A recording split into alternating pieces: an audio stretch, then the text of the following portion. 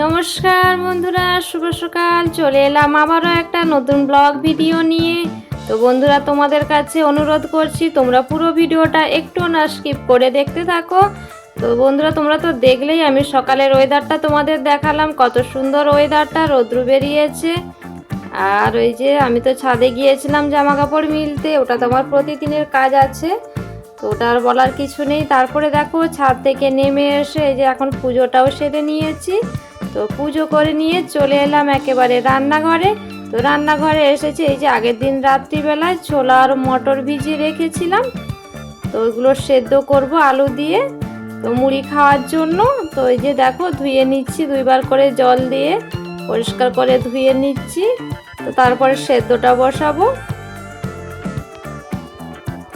আর এরকম ছোলা মটর সেদ্ধ করে বেশ মুড়ি খেতে ভালোই লাগে, যার কারণে এই যে ছোলা মটরটা সেদ্ধ করছি।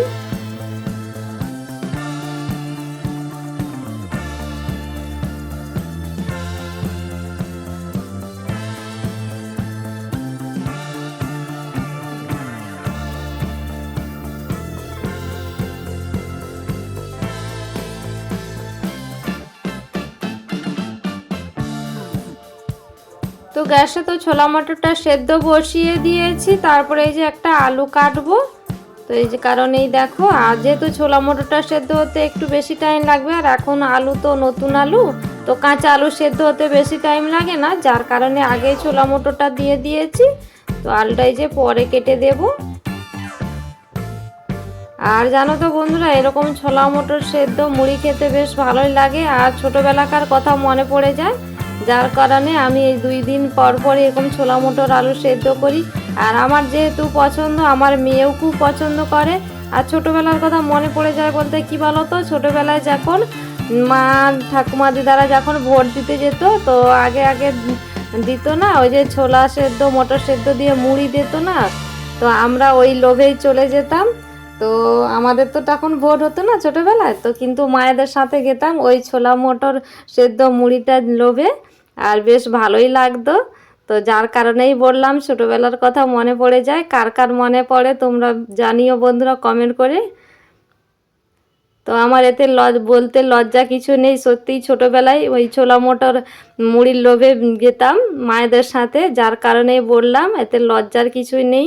ছোটোবেলায় তো, ছোটোবেলায় আমরা কে কী করেছি আমাদের তো অত মনে থাকে না, তখন তো আমাদের অত লজ্জা টজ্জা কিছু ছিল না, তাই ছোটোবেলার কথাটা একটু তোমাদের সাথে শেয়ার করলাম।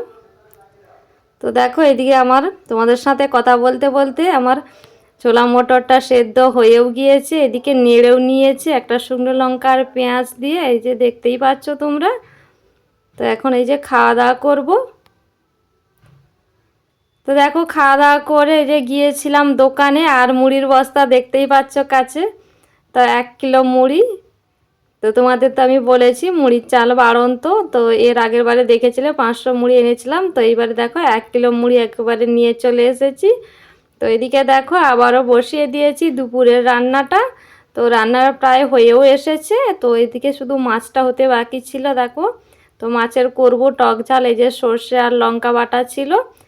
আর এইদিকে দেখো জেঠিমাদের মাংস হয়েছিল দিয়ে গেছে, আর আমি করেছি এই যে এঁচোড়ের রান্না।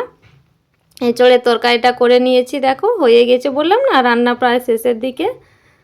তো শুধুমাত্র মাছটা করে নিলেই হয়ে যাবে। তো দেখো এদিকে আমার রান্নাটা হয়েও গিয়েছে, এখন এই যে গ্যাসটা মুছে নিচ্ছি।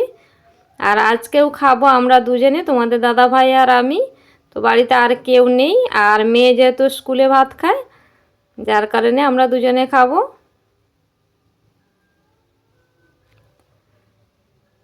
তো এই যে গ্যাসটা পরিষ্কার করে নিই, এখন এই যে নিচটাও একটু মুছে নিচ্ছি, মেঝেটা।